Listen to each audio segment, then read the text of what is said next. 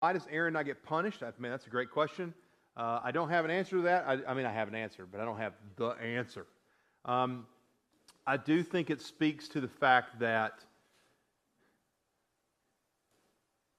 the sin is the second commandment. It's making a graven image in the likeness of God.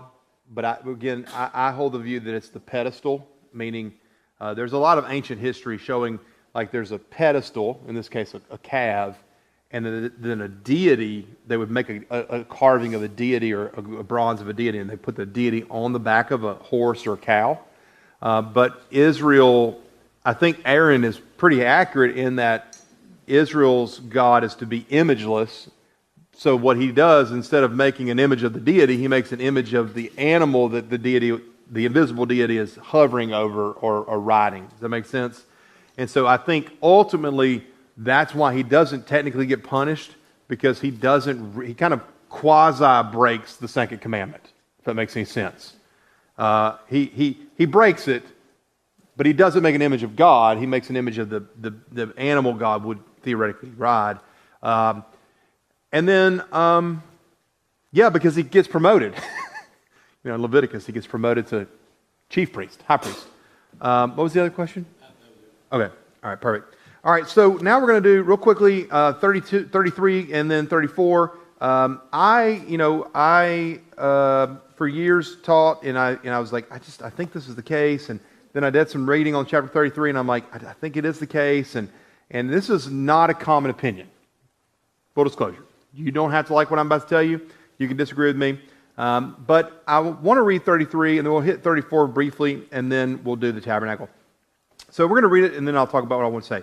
The Lord said to Moses, "Depart and go hence, you and the people whom you have brought up out of the land of Egypt, to the land which I swore to Abraham, Isaac, and Jacob, and saying, to your descendants I will give it. And I will send an angel before you, and I will drive out the Canaanites, the Amorites, the Hittites, Perizzites, Hivites, Jebusites. Go up to the land flowing with milk and honey, but I will not go up among you, lest I consume you in that way, for you are a stiff-necked people." When the people heard these evil tidings, they mourned, and no man put on his ornaments. For the Lord had said to Moses, "Say to the people of Israel, you are a stiff-necked people, for if a single moment I should go up among you, I would consume you.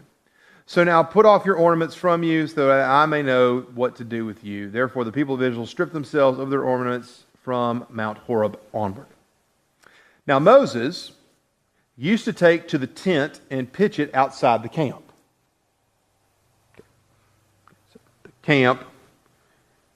So this is the tent of something, and he would pitch it outside the camp, far off from the camp, and he called it the tent of meeting. And everyone who sought the Lord would go out to the tent of meeting, which was outside the camp.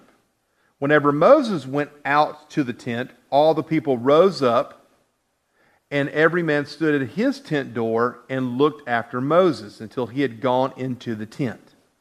When Moses entered the tent, the pillar of cloud would descend and stand at the door of the tent, and the Lord would speak with Moses.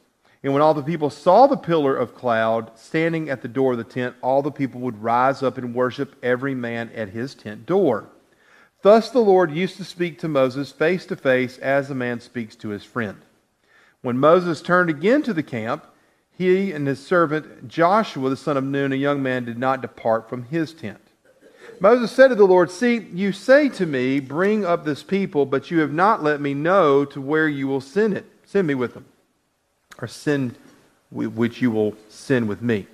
You have said, I know you by name, and I have also found favor in my sight. Now therefore I pray, if I have found favor in your sight, show me your ways, that I may know that you and the favor in your sight. Consider that this nation is your people." And he said, "My presence will be with you, and I will give you rest." And he said to them, "If your presence will not go with me, do not carry us from here. For how shall it be known if I have found favor in your sight, and I and your people? Is it not you, in your going with us, so that we are distinct, that I and your people from all of the others, that you are upon the face of the earth?" Chapter 17 moves in verse 19. It says, "And he said, I will make all my goodness pass before you, and will proclaim before you my name, the Lord. I will be gracious to whom I will be gracious, and I will show mercy upon whom I show mercy, and on whom I will show mercy." That's quoted in Romans 9, if you're familiar with that text. All right, so I think that Exodus 33 is strange. We have the tabernacle, which is often called the tent of meeting, but chapter 33 seems to suggest there was a tent outside the camp. The tent of meeting, or the tabernacle, is in the camp. So there's the tabernacle, the people camped around it. This seems to describe there's a secondary tent that Moses would meet with God face to face. Okay? And the people knew they couldn't approach, and they would go watch as the cloud would descend and then ascend. And the tabernacle, the fire and the smoke always rested there. Also, only Aaron and the priests could go into the Holy of Holies in the tabernacle.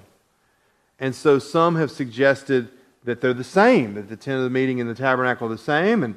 And scholars have said there's the tabernacle and there's Moses' little side area that he goes and consults with God.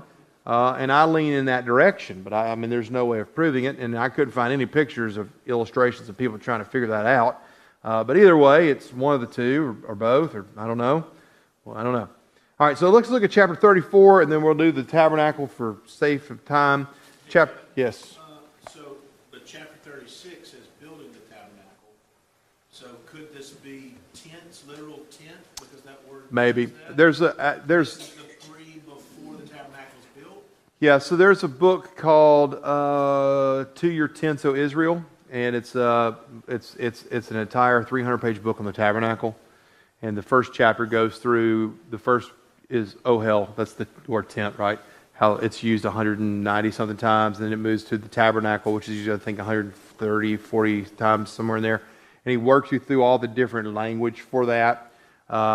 He and others have advocated that there, maybe before the full construction of the tabernacle, because the first part is the other section, that it's a temporary meeting space between Moses and God, and then the tabernacle comes in. It's just unclear. I don't know. I don't have an answer. It's unclear. But one thing is at least in 33, it seems to serve differently than the tabernacle, because Moses is going in face to face. He's coming out kind of functioning like prophet, because he is a prophet, but he comes out functioning as prophet. And then the people can go out there as well for certain aspects, which is not permitted in the tabernacle in certain ways. But I don't know. It's weird.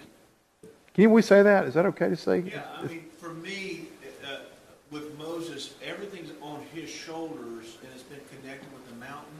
Yeah. So the illustration of them having to, or they do it out of respect, they're watching him go to this tent, and so God is still far removed. Yeah. So when they actually get the tabernacle, now they go there rather than... Yeah, and that may be because that's not an issue with the tabernacle becomes the temple.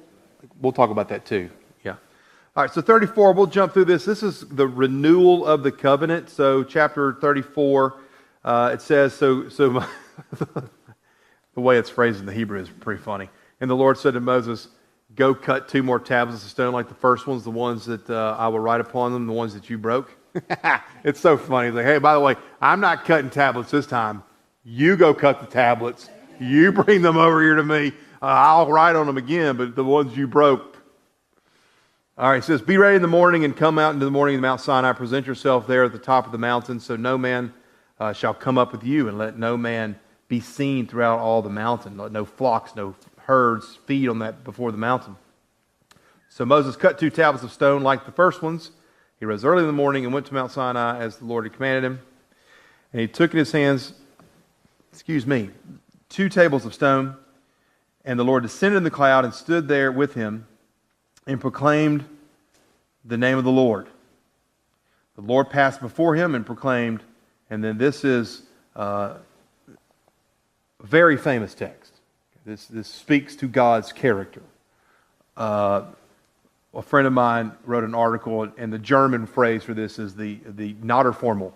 And he says, "It just makes me sound smarter." I was like, "Sounds like we're trying to speak another language. But this is a beautiful text. Listen to it says, and the Lord passed before him and proclaimed. I'm going to use the Hebrew words because I just think it sounds better in this case. Yahweh, Yahweh, a God merciful and gracious, slow to anger, and abounding in steadfast love and faithfulness, keeping steadfast love to thousands and forgiving iniquity and transgression and sin, but who will by no means clear the guilty, visiting the iniquity of the fathers upon the children and the children's children to the third and fourth generation. Now, it's interesting. It speaks to his character. It's defining his character. He is merciful and gracious, and he's slow to anger, which, by the way, he is quite slow to anger. If you've read Genesis and you've read Exodus, he is pretty slow to anger. Even only killing 3,000 and sending a plague is still slow to anger. He also goes on and says that he's abounding in this love that is, that word, steadfast love, kesed, is this loyalty, faithful, eternal love. But then he says something beautiful. He says, and he will know by no means he will forgiving the iniquity and transgression and sin. Now, if you'll flip over to Psalm 51.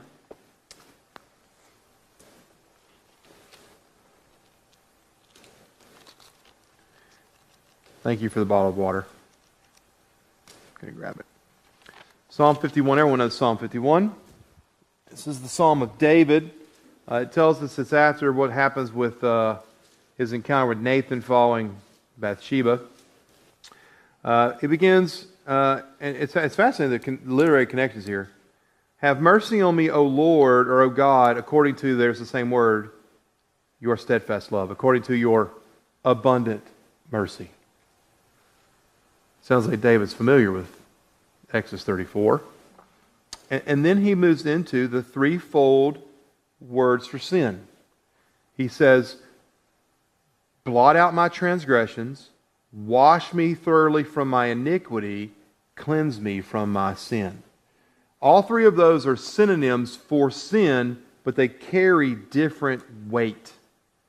First one is forgiving or blot out my transgression. To transgress is to trespass, to go against God's covenant. Think the Ten Commandments. You intentionally break a Ten Commandment. Think God tells you to love the Lord your God with all of your heart, with all of your soul, with all of your might, and you choose not to do that. That is a transgression against God's holy love and abundant mercy. And he says, blot it out. Well, it's an interesting use of the word blot out, right? To completely erase my covenant lack of faithfulness. He then says, wash me thoroughly, which is kind of an adaptation of what we see in Leviticus about ritual purity. He says, wash me from my iniquity, and iniquity carries with it this moral decay, moral sin in our lives, bankruptcy. This idea that we're sinful people. Right? We're just sinful people. And then the last one he says, and cleanse me of my sin. And sin there is the classic Hebrew term for sin, and it means to miss the mark. Right? Parenting fails. I don't know if you ever had parenting fails. I have them daily, sometimes hourly. Those are just missing the mark. I just didn't do that good as a dad. So that's sin. That's this miss the mark. But those repetitive things that I constantly do, that speaks to the moral decay of my heart. If we're just candid, right? None of us are sinless, and so we should strive to overcome those. And then if I did something horrible, kill somebody or something. So interesting, David uses that same very language found in Exodus 34, but in Exodus 34 it's a little different in order. But David pulls on the mercy of God, the steadfastness of God, and they use the same three words, iniquity, transgressions, and sin. But in this case, in Exodus 34, he says that he is steadfast love, and he forgives moral bankruptcy and iniquity, intentional breaching of the covenant, transgression, and just plain, flat out missing the mark. But then he says, and too many times we focus on the last part, visiting the iniquity on the father and of their generations, but the reality is we should focus on the top part of his character because that's who he is. But if we do not see him as those very things, he will visit his judgment upon us. So that's oftentimes we want to focus on his, well, he's going to hold them accountable. Well, the reality is he's showing you, I am steadfast, loving, kind, merciful, forgiving, if you will simply let me be that for you. But if you don't, I'll kill you. Well, he doesn't say that, but that's what the rest of the Old Testament's about. Moving on, and Moses made haste to bow his head toward the earth and worshipped. He said, if now I have found favor in your sight, O Lord, let the Lord, I pray to you, go in the midst of us, although the stiff-necked people, and pardon our iniquity and our sin, and take us for your inheritance. And he said, behold, I make a covenant before you, all of your people, and I will do marvels such as not been seen or wrought in the earth and in any of the nations, and all the people among whom you shall see the work of the Lord. For that it is a terrible thing that I will do with you. Now it's interesting that it says that the people of the other nations will marvel. Rahab in Joshua chapter 2, she says, for we have heard how your God dried up the waters of the Red Sea. And then she says, and our hearts melted. Which is found in the book of Deuteronomy, chapter 20. It talks about hearts melting. The Gibeonites in chapter 9 and 10, when they deceive Joshua, they also come and they say, for we have heard of the mighty deeds, how you crossed the Jordan River, and our hearts are faint. They have melted. So all those texts are all connecting. Verse 11, observe what I command you this day. Behold, I will drive out before you the Amorites, the Canaanites, the Hittites, the Perizzites, the Hivites, and the Jebusites. The Jebusites, if you recall, are the people living in Jerusalem that David will ultimately defeat in 2 Samuel 5. So you're going to drive them out. Take heed, verse 12, to yourself, lest you make a covenant with the inhabitants of the land, whether you go, lest you become a snare in the midst of you. So this talks about even the Gibeonite ruse in Joshua 9. He then tells them, you shall tear down their altars, break into pieces their pillars, and cut down their asherim. We had an interesting conversation earlier. I think I can probably go a moment on this. Per our conversation last night, a little bit, go a little deep. All right, so you don't have to agree with this again. Adam and Eve, when they eat of the fruit of the garden, they realize they're naked, and they know right from wrong. There was no sexual sin that happened in that moment, but the fact that they're naked seems to imply that now sexual sin is knowable. There's plenty of scholars written on that, and we quickly learn that there's some sexual deviancy in the book of Genesis. I'm not going to rehearse all those to you because then you'll think I'm weird, but I've got them categorized by sexual deviancy. We also understand, as I've pointed out, in Exodus 32, they rose up, ate, drank, and played. We looked at Numbers 25, those things. We know that in Babylonian pantheon, their fertility goddess Ishtar, she is dually gendered. Okay, we'll just leave it there. Needless to say, Terry and I had conversations that I think that with the fall of humanity, Satan uses sexuality as a way to corrupt civilizations, religions, and we see it alive and well in denominational work today. I'll leave it there. But our conversation, and I forgot your name earlier, our conversation during the break, this text speaks to it. So Asherah is the fertility goddess of Canaan. and she's typically a little statue. She is cupping her breast as a sign of fertility. But then we also have these weird descriptions of what's known as an Asheroth, which is a pole, like a totem pole. But she's a fertility goddess. Why is a fertility goddess being typically visualized as a pole, which is typically viewed in other religions as phalluses? Which seems to suggest that there's some sexual connotation even in this Asherim. You are to destroy their altars, you are to break down their pillars, and you are to cut down their Asherim. And then Deuteronomy says, you burn them. He says you take their statues, you smash them, you take their altars down, and you smash the rocks that you can't even use them again, and you cut down those poles, and you burn them. In other words, God in Deuteronomy 12, 1 through 4 says, you eradicate all of that nonsense. And then he says in verse 4, which he says in Exodus, but in verse 4 of Deuteronomy chapter 12, he says, you will not worship me this way. Period. So I have to think that though the text is not explicit, this section is speaking to building on 32. There's just sexual deviancy going on. And he's also portraying what's going to be in the land of Canaan. And then he gets into verse 14 again, and he says, you shall not worship no other God, for Yahweh, whose name is jealous, is a jealous God. Lest you make a covenant with the inhabitants of the land, and when they play the harlot after their gods and sacrifice to their gods, and one invites you, you eat of the sacrifice. You take of their daughters for your sons, and your daughters play the harlot after their gods, and make your sons play the harlot after their gods.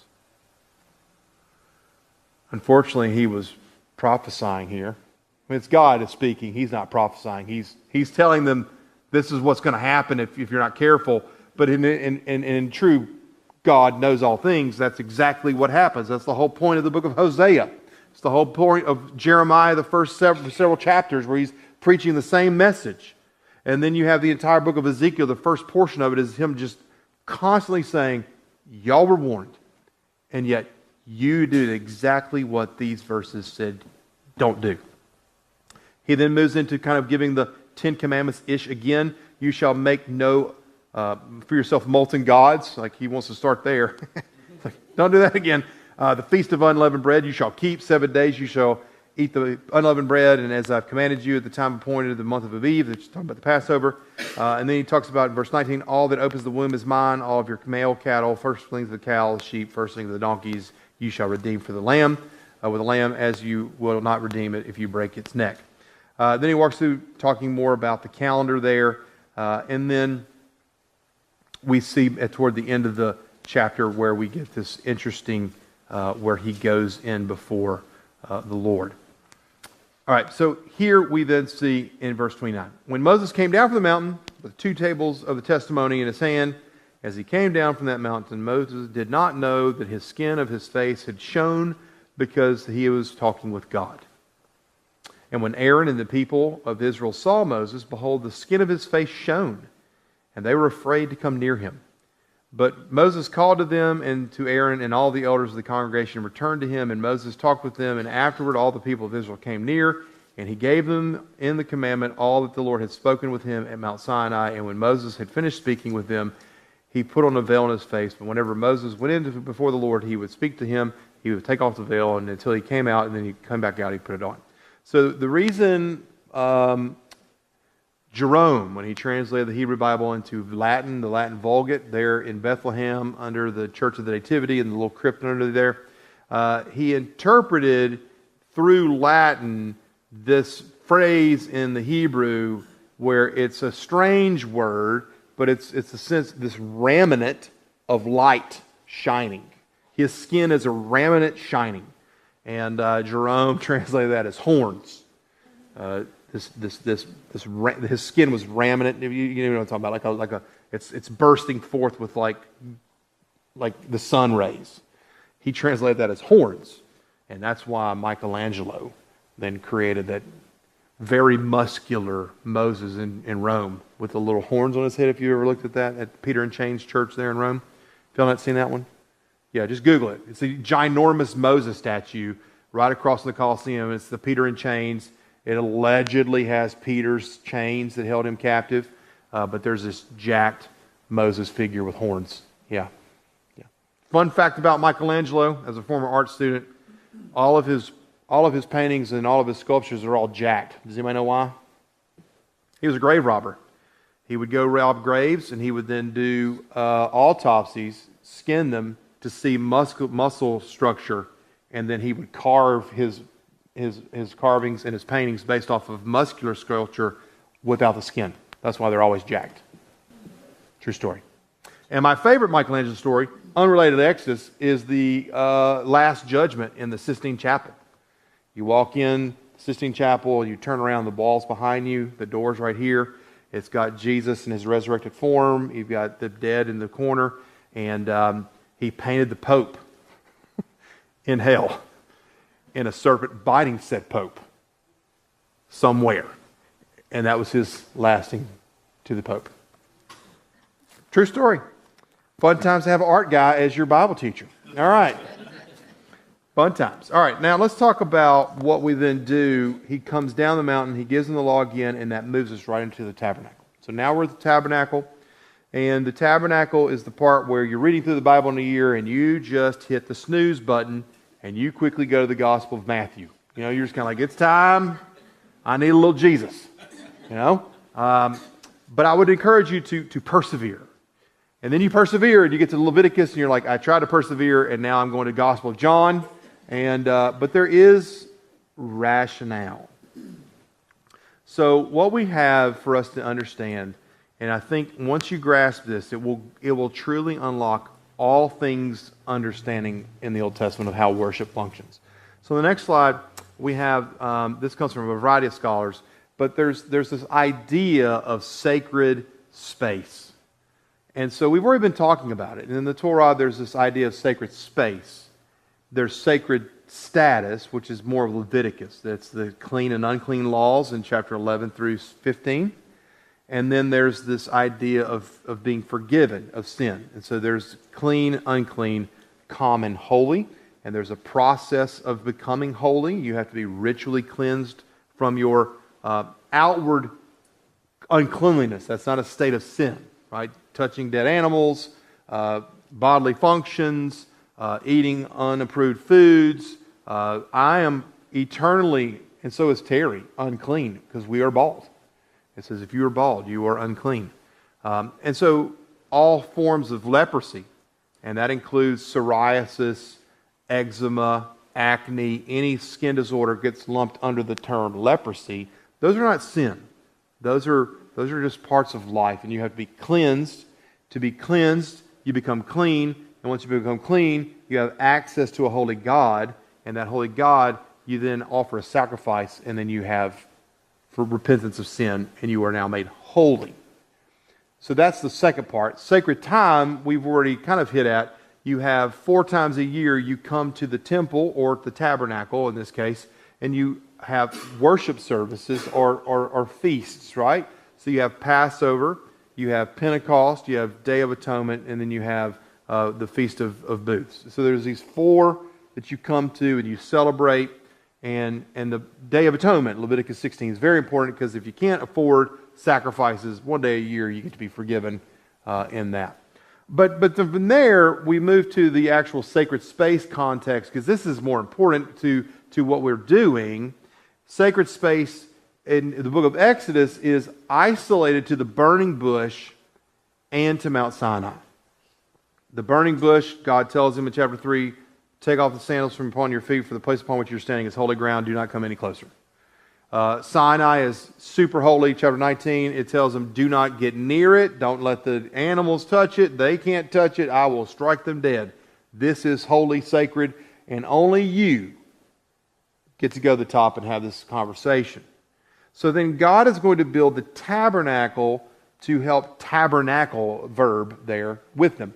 So the next few things we see is that the tabernacle is a structure that where Yahweh is worshipped, His presence is identified through smoke, which is symbolic of what's happening on Sinai, and fire by night.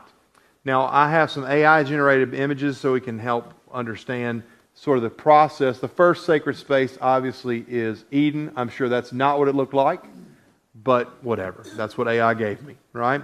So that's Eden. The second one we have is going to be, I didn't do the burning bush, but that is Mount Sinai. And so we have this idea. But then this is the tent-like structure, what the tabernacle looked like. Okay, so this is in southern Israel. It used to be run by the IMB. I don't know if it's still being run by the IMB. I've not been down there in quite a while. But it is to scale. And you can see behind it is the wilderness. I think I told you all about a year ago when I preached here. I grew up in central Louisiana in the pine forest capital of Louisiana. So, and I thought wandering in the wilderness was wandering through pine forests.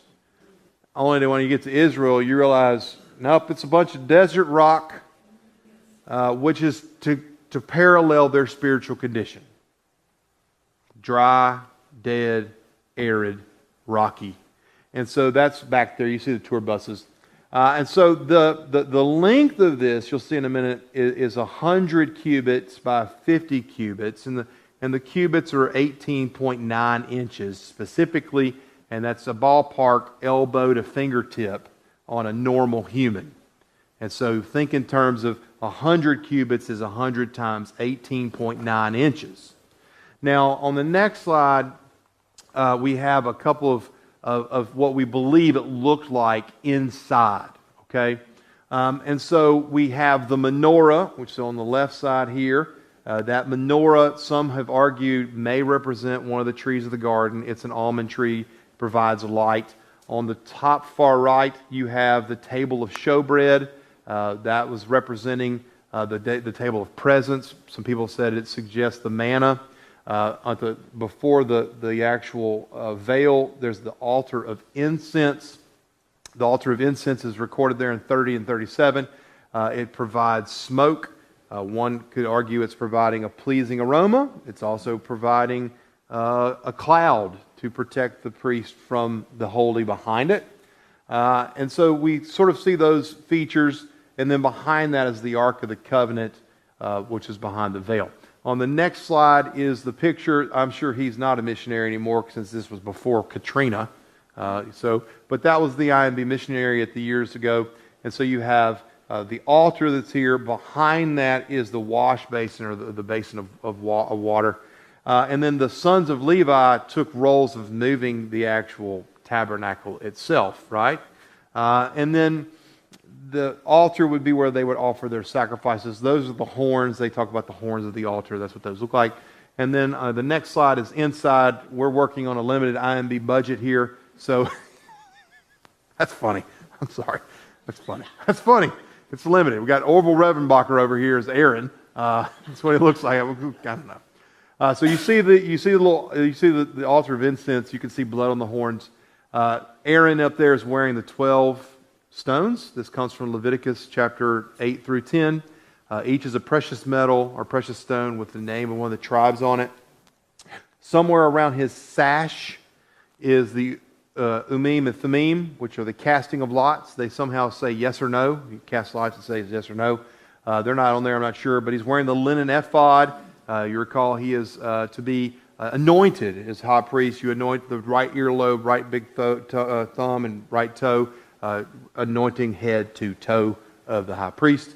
And then behind that will be the Ark of the Covenant. The next slide is a menorah. So I think if you've been to Israel, you've seen said menorah. That's there in the Old City. They're getting ready. There's a group of Messianic Jews, Christians in America, and Orthodox Jews working in collaboration, preparing things for the temple for when the Messiah does return. So they've built the menorah for the temple. I've heard through the grapevine they're trying to breed a red heifer somewhere. They already did in Alabama, Texas. All right, so he knows more about than I do. I just say whenever he's here, let's go. That's ready. Yeah. Just kind of hope Eye of the Tiger plays when he comes out of heaven. It's not going to happen, but it'd be kind of fun. It'd be kind of fun. So this is there. It's behind a bulletproof, fireproof, protective glass. It's to scale. So that shows you there. The next one is a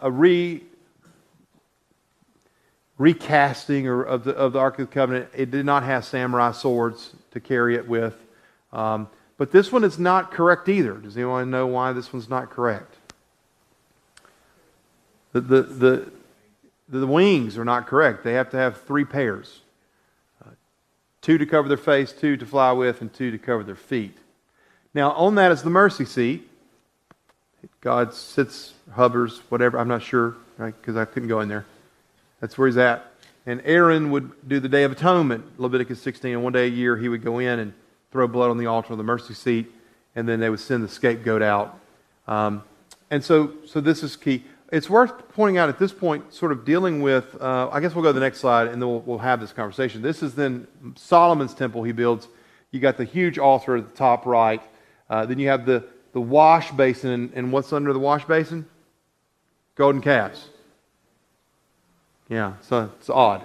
And then you got smaller basins, and then inside they have multiple menorahs there. This is from the ESV Bible Atlas. And then this portrait actually captures what's going to be shown in a bit. You see the massive seraphim. They're huge in the Holy of Holies. And so you'll see a reconstruction in a minute of the idea of the size. The interesting thing that no one, to my knowledge, has really written on, number one, you got the column, and that looks like a pomegranate on it. Inside, you've got date trees, you've got menorah, which are almond trees. You have these various cherubim, seraphim, these images. And so we have the imageless God is surrounded by images. And it's odd. And I'm not sure what to make of it, to be honest. And I'm still not sure what to make of cherubim and seraphim. Like, what exactly are they? Are they just art? Are they angels? Are they something different than angels? Because Isaiah 6 seems to describe something quite real, quite alive. And so does Genesis 3:22. And so this next slide then is a reconstruction. If you've been to the Book of the Shrine of the Book, whatever the museum's called, the Dead Sea Scrolls. This is behind it. It's 1:50 scale, and this is the time of Christ, the temple, what it looked like. And so this would be facing east, this direction. That's the Sanhedrin at the bottom, or Solomon's portico when he was the king. And then that is the actual Holy of Holies with the crown there on top. And then, do I have a couple more, Zach? I can't remember if I do or not. They may not have saved. So essentially, that's what we have with sacred space.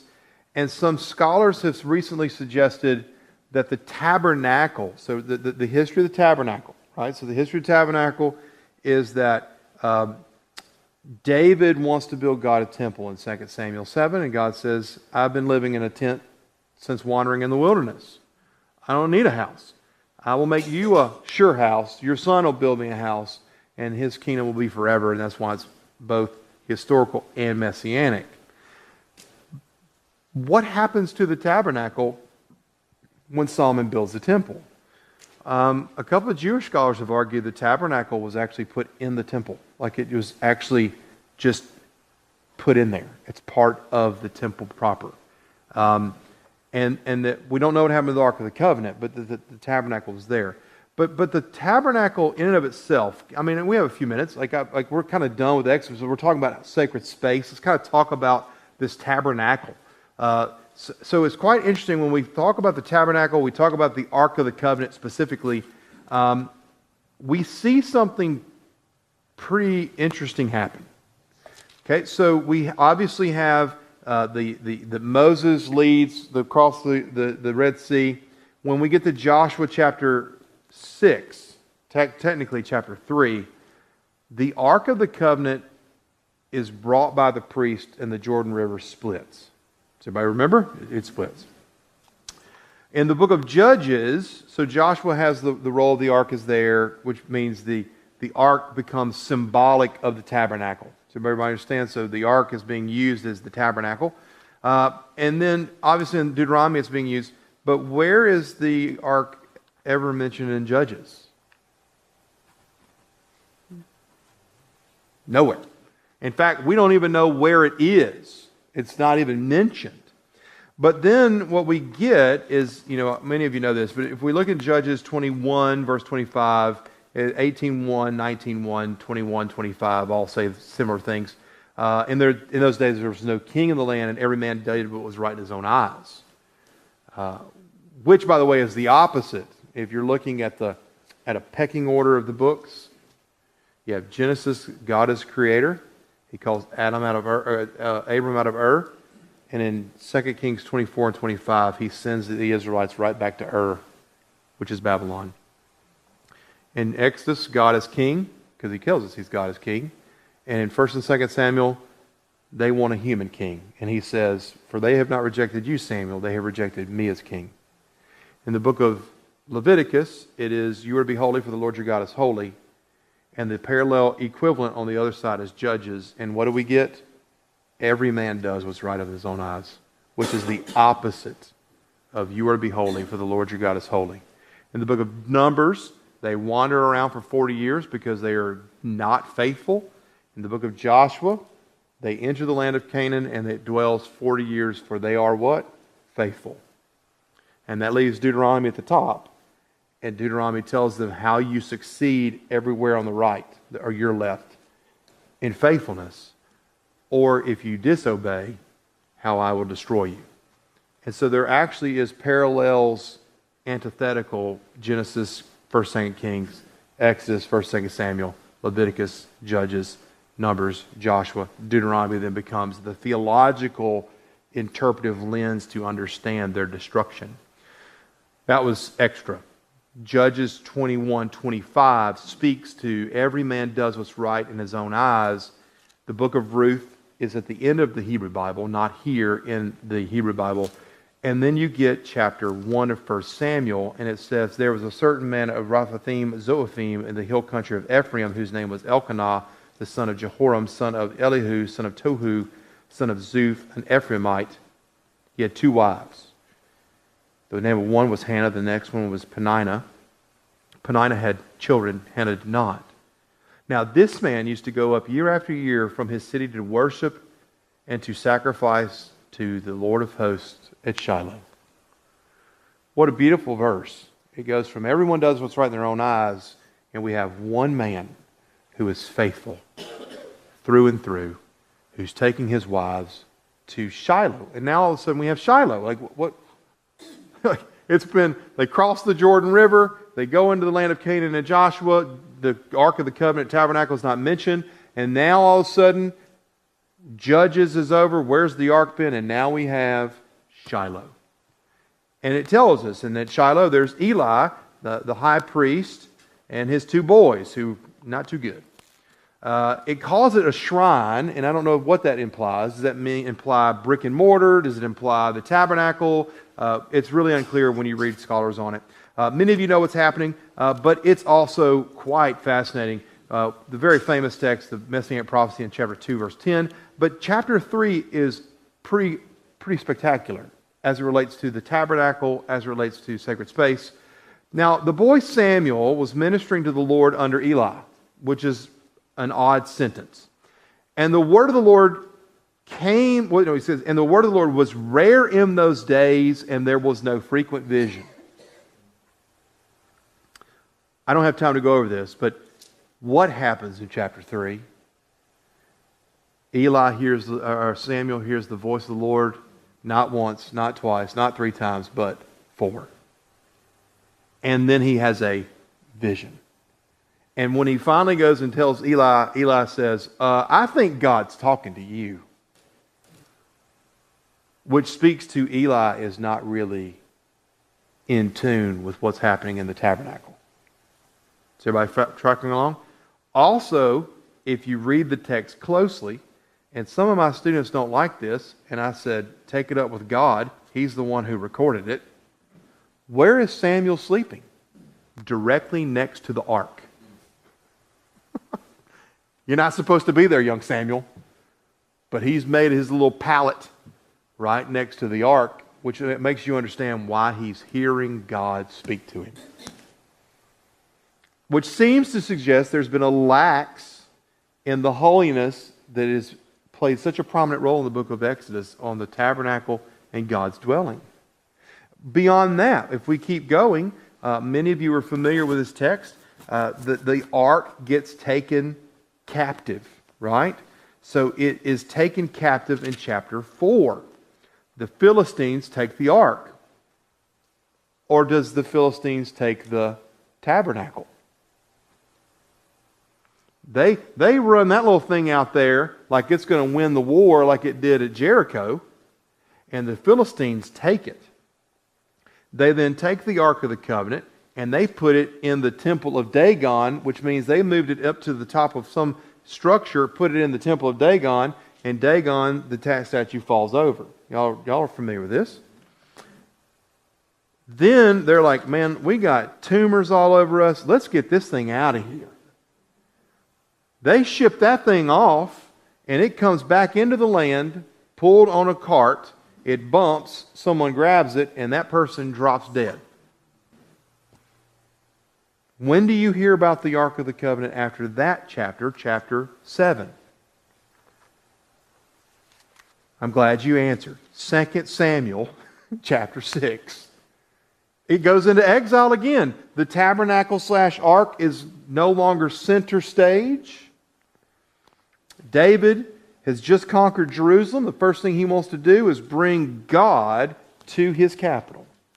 He gathers all the men and he brings the ark of the Lord there. And as soon as he starts to get there, they're playing and singing and everything. And what happens? It hits a bump and someone touches it and they drop dead. David then is afraid and he says, how can the ark of the Lord come to me, in verse 9? So he then sends it to Obed-Edom's house, the Gittite, and then after a while he says, let's bring it back, and then they have a huge celebration and he dances. Y'all are familiar. Chapter 7, he says, I want to build a temple for you. And God says, look, I've been dwelling in a tent all this time, which means that the tabernacle was taken in Shiloh and moved to Philistia and back. And then it disappears again until 1 Kings, when Solomon brings it and places it in the temple. And then we read how it just slowly falls in disarray, where Manasseh in 2 Kings 21 moves the ark out and puts the pagan gods in there. Now, you can tell I've studied that a little bit. There's a whole chapter in one of the books I wrote on that. And what you find is quickly the ark / tabernacle, God's presence, just slowly diminishes in its value or in its emphasis in Samuel and Kings, because the people, as I already showed earlier in today's lecture, are moving further and further away from God. I don't know where it is. I was told it's in Ethiopia. Did you go? They won't let you in there, will you? No. Yeah. Supposedly it's in Ethiopia. My guess is it's not. My guess is God destroyed it because we worship the most random things. And it no longer represented His presence and holiness to the people of Israel. So therefore He removed it altogether. All right. I have 30 minutes. Y'all have any questions about anything about Exodus? I will answer. Is that okay? Yeah. Could you do a little bit of talk between the significance of like the manna, the meat, their whole obedience with that, and then connecting that a little bit to John? Because we didn't do how they complained and that kind of stuff, the significance of manna.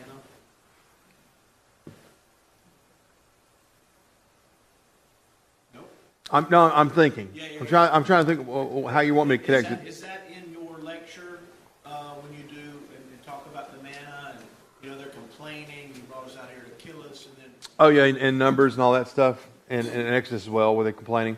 and then Moses strikes the rock. Oh yeah. Yeah, so that's a doozy. Thank you. How dare you? All right, so we're in the book of Exodus. Where Moses speaks to the rock, and forgive me for it's the chapter 19, 18. I don't have everything in the brain. So we have they're journeying to Sinai, they're complaining, and God allows him to make water. Is it chapter 18, Terry? I should know these things off the top of my head. Thinking about that. 17. All right, I was a chapter off. Not bad, not too bad. All right. So chapter 17, all the congregation of the people of Israel moved out from the wilderness of Sin by stages according to the commandments of the Lord and encamped at Rephidim, and there was no water for the people to drink. Therefore the people found fault with Moses and said, "Give us water to drink." And Moses said to them, "Why do you find fault with me? Why do you put the Lord to the test or to proof?" And then he talks to the Lord, and the Lord says to him that you are to strike the rock. Okay? We see that. That's in verse 6. All right. And so then the similar account is going to come in the book of Numbers in chapter 20. So we're going to go there, and then we're going to go to, you said John. I'm going to go to 1 Corinthians 10, and then we'll do John as well. So Numbers 20. Numbers 20, we see they depart from Kadesh Barnea. And then we have the tent of the meeting still taking place. In verse 8, he's got the rod, and it comes to the bring water to the rock, and it says, "You shall give the congregation something to drink." And Moses gathered the assembly in verse 10 together before the rock, and he said to them, "Hear now, you rebels, shall we bring forth water for you out of this rock?" And so Moses lifted up his hand and struck the rock with the rod twice, and water came forth to drink, and they had it in abundance. And then God tells him, "I told you to speak to it, not strike it." And so now you don't get to go to the promised land. That's what he tells him later. All right, so let's now move to 1 Corinthians 10. Okay, so, and to be fair, I don't know I know what's happening in 1 Corinthians 10, but I don't really understand why Paul does this. All right, so thank you, Terry. Appreciate you doing this to me. All right. So before we read 1 Corinthians 10, we have to, and this kind of goes to a conversation I was having earlier. I'm still learning this. I mean, I have a fairly good working understanding of it, but I'm still learning. The New Testament authors, their scripture was the Old Testament. Okay? And they use the Old Testament all the time. Okay, so Paul, for example, according to one source, according to the Greek New Testament, you flip it in the back and you look at how many times he quotes from it. He quotes from the Old Testament about 100 times. Some scholars say 108, 107. My counting got up to like 113. But either way, he's quoting 100 and something times. Jesus, quotes from the Old Testament often. All the Gospels, all the texts pull from the Old Testament. Now, quoting it, and then what they do with that quote, we now move into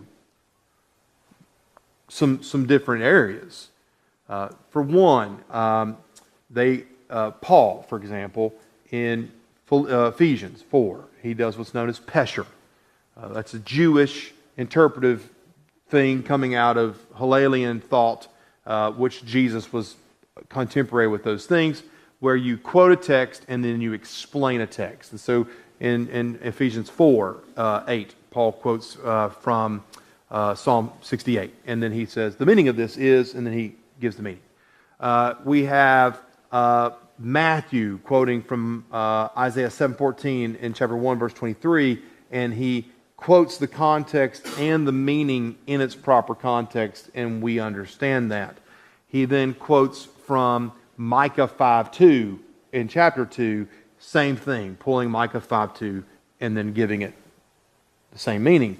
But then in chapter 2, he also quotes from Hosea 11:1, and that text, he gives it a drastically new meaning. So everybody understand? And so we know that they give textual meanings, they bring what it meant then and apply it now. They sometimes give it new meaning. And that's what Paul appears to be doing here. This is allegory. Does everybody know what allegory is? Finding hidden meaning in a text. If you go read commentaries, they call this allegory. He begins writing to the church at Corinth, I want you now, or to know, brethren, that our fathers were all under the cloud and all passed through the sea. They were all baptized in Moses in the cloud and in the sea, and they all ate of the same supernatural food and all drank from the same supernatural drink. For they drank from the supernatural rock which followed them, and that rock was Christ. Nevertheless, with most of them, God was not pleased, for they were overthrown in the wilderness. That's a different reading than what we spent the first 2.5 days going over. And so either Paul is using allegory and applying new meaning, or different or deeper meaning, or Jesus was the rock in the wilderness, literally. And if Jesus was the rock in the wilderness, why does Moses not go to the promised land? Instead of speaking to Jesus, he struck Jesus. Like, that's called an inductive reasoning of this text. Is that what you wanted me to do? Good. Well, so for me, the things that happened in the Exodus, Yeah. much like the Passover, so critical, then the man and the bread, because he says, I am the bread, what you're Right. doing here is incredible, because as Christians, we go back and read, how do we apply it? What's it doing for us? No, I certainly think so. Like, I was just teaching this in New Testament survey the other day. So the Passover, and so in Matthew's Gospel, when he's getting to the Passover, wherever this is my. The Passover, obviously, the Passover is the sacrifice we looked at in chapter 12. It's the Paschal Lamb, and it's put over the destroyer passes over you, and they're celebrating this Passover. And then, as you point out, he takes the bread and he says, "This is my body," and that's the unleavened bread. But it also, I argued the same way that one of my students did. It's also channeling the manna. That the manna becomes sort of the outer workings of, hey, the Passover is to celebrate God delivering you, and that meal is going to be sustained through God's manna and through the water that He's providing. Well, Jesus said I came down, and He suggested He was the manna. And so He becomes the bread of life. Yeah. I mean, there's ways to interpret it. Yeah. And 1 Corinthians 10 is a doozy. It's, he keeps going, and that's not alone. I mean, like, there's other texts, like in Hebrews, for example, right? So if we go to Hebrews chapter 11, the Hall of Faith, right? Actually, we can go to chapter 1. We'll do that, and we'll I know this is Exodus, but, Hebrews, I always like to tease my students, Priscilla did a great job. We don't know who wrote Hebrews, so I just always say Priscilla wrote it, just to mess with them. But we know we know that we believe it's written right before 70 AD because it doesn't describe the destruction of the temple. Obviously, it's a Jewish Christian because they are using a lot of biblical texts, and it's written to Jewish Christians who are struggling under persecution to going back just to be Jewish. So, chapter 1. Is addressing a Jewish perspective of angel worship, and who the author writes, to which angel did God ever say? And then he quotes from Psalm 2:7, "You are my son; today I've begotten you." And then he starts working through other texts. 2 Samuel 7:14. He works through, I believe, 11 texts. In other words, Jesus is superior to the angels. Chapter 2, he moves into the sufferings for Jesus, and he uses this nautical phrase in verse 2 about drifting away or drifting past, where be careful, because in the first century, if you missed port, you had to paddle back out and come back in. So he says, be careful, don't drift past, live in the sufferings of Christ, endure your faith. Chapter 3 he is superior to Moses. Now that's why I go to here, because he's building this case. Jesus is superior to angels. You're doubting your faith. He is superior to Moses. And then he begins working through various texts in this section, many times from Exodus and Numbers. And he's going to make a reference in Exodus 17 in chapter 3. And then in chapter 4, he talks about Jesus is our great high priest. So now he's moving the conversation to more like Leviticus. And then chapter 5, he's doing the same thing. He introduces Melchizedek. And then he also gets into chapter 6, verse 6 about shrinking back and whatnot. And then chapter 7, that he is the fulfillment of the Levitical priesthood, which is also Leviticus, but it's all tethered to Exodus. But when you get to chapter 11, this is the hall of faith, right? This is where you get these faithful individuals. He goes through Abel and Abraham. He spends a lot of time on Abraham. Then he goes to Moses, right? And he gives us information about these people that are not inherently found in the original texts. When Abraham bound Isaac, he says that Abraham believed that God would resurrect him. Well, that's definitely not in the original text of Genesis 22. And with Moses, he says in verse 23, by faith Moses, when he was born, was hid for 3 months by his parents because they saw that the child was beautiful and they were afraid of the king's edict. By faith, Moses, when he was grown up, refused to be called the son of the Pharaoh's daughter, choosing rather to share in ill treatment with the people of God than to enjoy the fleeting pleasures of sin. That's not in the Exodus account.